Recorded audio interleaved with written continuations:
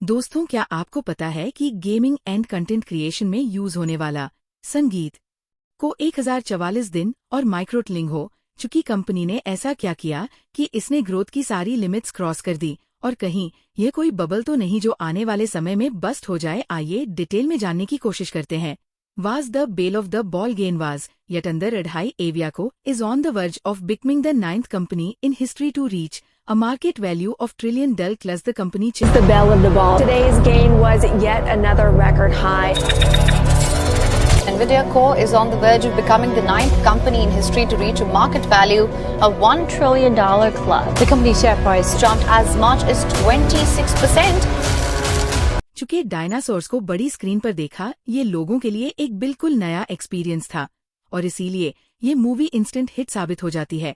अब इस तरह की फिल्मों का क्रेज बढ़ने लग जाता है एंड उसी दौरान एक ताइवानीज अमेरिकन इलेक्ट्रिकल इंजीनियर जेन सिंह हुआंग को लगता है कि फ्यूचर में ग्राफिक बेस्ड कंप्यूटिंग बहुत पॉपुलर होने वाली है। इसलिए वो 5 अप्रैल 1993 को अपने दो दोस्त क्रिश मलाचस्की और कटस प्रीम के साथ मिलकर इन्विया की शुरुआत करते हैं। शुरुआत में इस कंपनी के पास टोटल $40,000 का फंड मौजूद था, लेकिन जल्द ही वो R&D और प्रोडक्शन में खत्म हो जाता है और उनके पास अब इतने भी पैसे नहीं बचे कि वह इस कंपनी को रन कर सके। इसलिए उन्होंने इन्वेस्टर्स की तलाश करना शुरू कर दी और यहाँ उनकी मदद करता है सया कैपिटल, जिससे एविया को $20 मिलियन की फंडिंग रिसीव होती है, लेकिन एक धमकी के साथ। जी हाँ, फंडिंग देते वक्त सिया कैपिटल के फाउंडर डॉन वैलेंटाइन ने वार्निंग दी थी कि अगर मेरे पैसे बर्बाद हुए तो मैं तुम्हें मार डालूंगा। और बदकिस्मती तो देखिए कि सच में ये पैसे बर्बाद हो गए। एक्चुअली 1995 में एडिया ने अपना पहला प्रोडक्ट, एक ग्राफिक्स एक्सेलरेटर NBA को रिलीज किया था, जो कि एक बहुत बड़ा फेलियर साबित हुआ, क्योंकि एक तो इसका आर्किटेक्चर बेकार था, जिसके चलते ये सिर्फ लिमिटेड हार्डवेयर और सॉफ्टवेयर के साथ काम करता था। साथ ही NV12 सभी इसके कंपीटिटर्स के मुकाबले कुछ खास नहीं था। ऊपर से ये काफी एक्सपेंसिव भी था, जिसका बैड रिजल्ट इस कंपनी को तुरंत ही मिल जाता है। दरअसल NV200 NBA को बेचा था, जिसमें से 29,000 रिटर्न आ जाते हैं, यानी कि मुश्किल से सिर्फ 1,000 ग्राफिक एक्सेलरेटर ही बिक पाते हैं, जिससे फाउंडर्स को बहुत बड़ा झटका लगा। इस फेलियर के बाद ये कंपनी फिर से फाइनेंशियल क्राइसिस से गुजरने लगती है, क्योंकि उसने सारा पैसा NB1 में ही लगा दिया था। साथ ही इस प्रोडक्ट के फेलियर के बाद उन पर प्रेशर बढ़ने लगता है कि वो जल्द ही नए इन्वेस्टर की तलाश करें या किसी दूसरी कंपनी के लिए एक नए प्रोजेक्ट पर काम करें। अब सया कैपिटल के पैसे डूबने के बाद नए इन्वेस्टर्स तो मिलने से रहे। ऐसे में काफी कोशिशों के बाद उन्हें एक नया प्रोजेक्ट हाथ लगता है। उन्हें फेमस गेमिंग कंपनी सेगा के लिए एक ग्राफिक्स हार्डवेयर डिजाइन करना था, जिसका इन्होंने नाम रखा था NV2। 1 साल तक इस प्रोजेक्ट पर काम करने के बाद साल 1997 में WS95 के साथ कंपैटिबल ही नहीं होता, जबकि टेक्चर पर वेस्ट हो जाता, जिसका कोई फ्यूचर ही नहीं था और वह दूसरी कंपनी से काफी पीछे रह जाता। ऐसे में एडिया के CEO जेन सिंह हुंग एक बड़ा फैसला लेते हैं और वह सेगा के CEO को फोन करके कहते हैं कि वो उनका ग्राफिक हार्डवेयर नहीं बना पाएंगे और उन्हें इस काम के लिए किसी और पार्टनर की तलाश करनी चाहिए। इसके बाद दोनों CEO में काफी बातें हुई और एंड में जनस हुआंग ने एक हम्बल रिक्वेस्ट की कि क्या वो इस कॉन्ट्रैक्ट की पूरी पेमेंट कर सकते हैं, क्योंकि अगर ऐसा नहीं हुआ तो वो कंपनी कुछ ही हफ्तों में बंद हो जाएगी। एडिया ने सेगा से किए गए प्रॉमिस को पूरा तो नहीं किया था।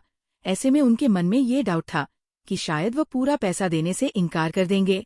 और नॉर्मल सिनेरियो भी यही होता है कि जब काम ही पूरा नहीं होता तो पैसे किस बात के। लेकिन सरप्राइजिंगली ऐसा नहीं हुआ और सेगा ने उनकी पूरी पेमेंट रिलीज कर दी। एक्चुअली सेगा के उस वक्त के CEO जन सिंह हुआंग के काफी करीबी थे, इसलिए एडिया के फेल्ड अटेम्प्ट के बावजूद भी उन्होंने $1 मिलियन की पूरी पेमेंट क्लियर कर दी थी।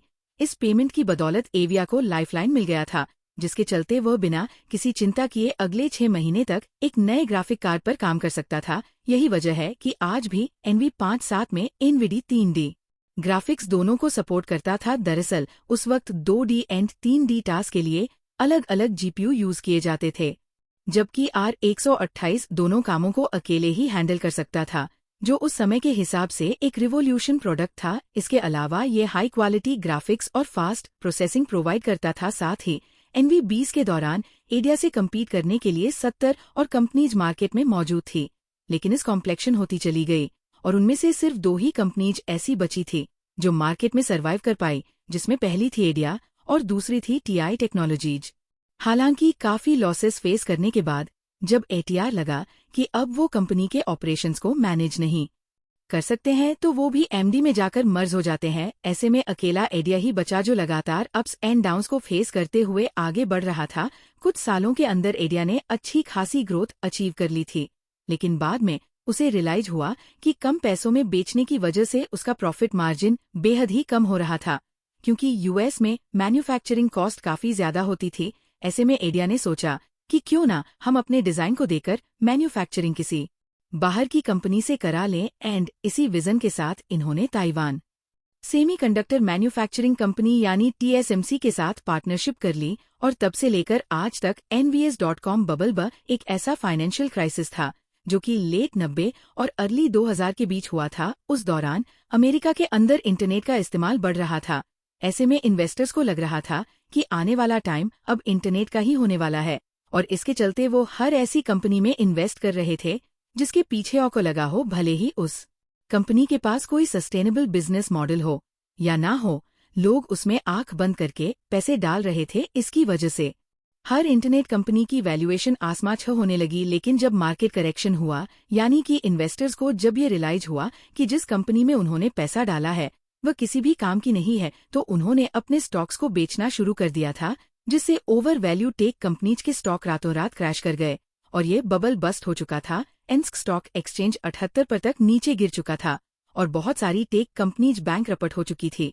लेकिन इस सब का यूज कॉम्प्लेक्टेड हैंडल कर सकता था, जो गेमिंग एक्सपीरियंस को बढ़ा देता था। ऐसे में साल 2000 में जब Microsoft.com G4 के लिए GPU सप्लाई शुरू कर दिया था, अर्ली 2000 में टी हासिल कर ली थी, और इसी के साथ ये एक नया स्टेप लेता है, क्योंकि अब ये ग्राफिक कार्ड के साथ साथ गेम डेवलपर्स के साथ मिलकर काम करने लगता है, जिससे कि वह अपने गेम्स को 5800। लेकिन अनफॉर्चुनेटली ये बहुत बड़ा फेलियर साबित हुआ और कंपनी को काफी क्रिटिसिज्म का भी सामना करना पड़ा। एक्चुअली FX 500 का पावर कंजप्शन बहुत ही ज्यादा था, जिससे तेजी से हीट जनरेट होने लगती थी। इस एक्सेसिव हीट को मैनेज करने के लिए इसमें कूलिंग फैन भी लगाया गया था, लेकिन प्रॉब्लम ये थी कि ये इतना ज्यादा शोर मचाता था कि लोगों ने इसका नाम डस्ट बस्टर रख दिया था, क्योंकि जब इसे 80KR और 9700 रो का परफॉर्मेंस एक्सपेक्टेशन से काफी ज्यादा कम था, इस वजह से ये गेम्स और टेक एंथियाज के बीच एक मजाक बनकर रह गया और इसे कंपनी की मार्केट रेपुटेशन काफी ज्यादा खराब हुई। इस रेपुटेशन को बचाने के लिए अब जरूरत था कुछ ऐसा लॉन्च करने का जो लोगों के सेंटिमेंट्स को बदल कर रख दे।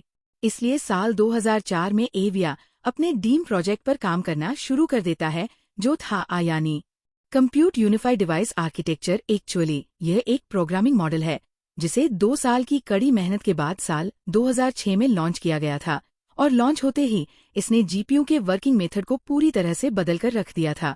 वो कैसे, इसे जानने के लिए हमें CPU और GPU की प्रोसेसिंग को समझना होगा। CPU में यूजुअली 6, 8 या 16 कोर्स लगे होते हैं। एक कोर का मतलब है एक प्रोसेसिंग यूनिट, वही GPU में हजारों कोर्स होते हैं जो एक ही समय में कई टास्क को प्रोसेस कर सकते हैं। CPU सीरियल प्रोसेसिंग में अच्छा होता है, जबकि GPU पैरेलल प्रोसेसिंग में सीरियल प्रोसेसिंग का मतलब है कि CGU एक टास्क को कंप्लीट करने के बाद वो अपने अगले टास्क पर शिफ्ट होता है, जबकि GPU एक ही टास्क को छोटे छोटे पार्ट्स में तोड़कर उसे एक साथ प्रोसेस करता है। अगर इसे एक एग्जाम्पल से समझे तो मान लीजिए कि आप एक बुक लिखने की प्लानिंग कर रहे हो। इस काम को एक इंसान हैंडल करता है जिसका नाम है CPU। तो पहले वो फर्स्ट पेज लिखेगा, फिर second, then third, then fourth, और ऐसे करते करते काफी समय के बाद ये बुक कंप्लीट हो पाती है। लेकिन मान लो कि आपके पास इस काम के लिए बहुत सारे लोग हैं। अब आपने बुक को चैप्टर्स में डिवाइड कर दिया और हर चैप्टर को एक अलग इंसान को दे दिया, यानी कि अब सब लोग सेम टाइम पर अपना अपना काम शुरू कर देंगे।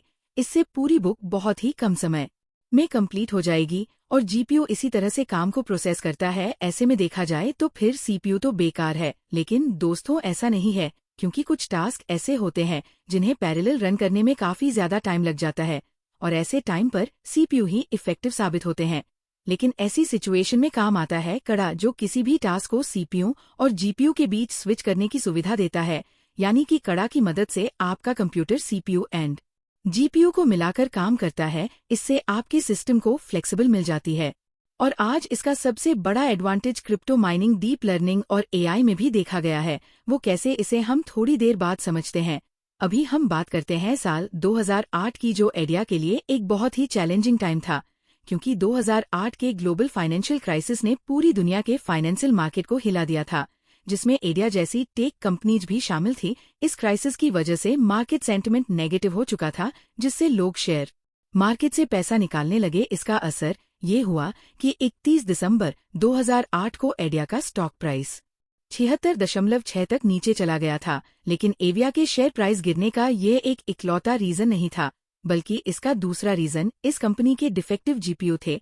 इन्हीं जीपीयू के चलते जुलाई 2008 में अपने पहले क्वार्टर के रेवेन्यू पर लगभग $1 मिलियन का लॉस रिकॉर्ड किया था। चीजें तब और भी बुरी हो गई जब इसके 2 महीने बाद को काफी सेटल किया, जहां कई लैपटॉप के ओनर्स को रिपेयर या कुछ केसेस में रिफंड तक देना पड़ गया था। एंड इसके बाद आता है साल 2011, जब संगीत ट्रेनिंग तक पहुंच चुका था, और यही इसकी सक्सेस का सबसे बड़ा राज है, क्योंकि ग्राफिक रेंडरिंग में जो पैरेलल प्रोसेसिंग यूज होती है वो डीप लर्निंग के लिए भी आइडियल है। साथ ही पैरेलल प्रोसेसिंग क्रिप्टो माइनिंग के लिए भी काफी ज्यादा यूजफुल है, क्योंकि इसके लिए बहुत ज्यादा कंप्यूट पावर की डिमांड होती है, जिसमें एडिया के जीपीयू काफी ज्यादा एफिशिएंट साबित हुए हैं। लेकिन साल 2018 में जब क्रिप्टो मार्केट क्रैश हुई तो डिमांड भी कम हो गई, क्योंकि ज्यादातर लोग इसी के जीपीयू को परचेज कर रहे थे, जिस वजह से इसने बड़े लेवल पर प्रोडक्शन करना शुरू कर दिया था। एंड इसीलिए एविया के साथ अब एक्सेस इन्वेंट्री इकट्ठा हो गई थी। वहीं दूसरी तरफ इकोनॉमिक स्लोडाउन की वजह से गेमिंग और डेटा सेंटर मार्केट में एडिया की ग्रोथ धीमी पड़ गई थी, जिससे इसका स्टॉक प्राइस 31 पर तक नीचे आ चुका था। अभी यह कंपनी इन सब चैलेंज से जूझ ही रही थी कि तभी कोविड-19 आ जाता है और पूरी दुनिया की सप्लाई चेन बंद हो जाती है। दोस्तों, वो एक ऐसा दौर था जब लोग विजुअलाइजेशन चौथा है, ऑटोमोटिव एंड 5वां है, ओम्स। दोस्तों, 2021 तक इसका मेजर रेवेन्यू सिर्फ गेमिंग इंडस्ट्री से आया करता था, लेकिन आज वो डाटा सेंटर हो चुका है, और यह मुमकिन हुआ सिर्फ और सिर्फ एआई बूम की वजह से। दिसंबर 2022 में जब चैट जीपीटी को पब्लिक किया गया, तब लोगों को पता चला कि एआई क्या क्या कर सकता है।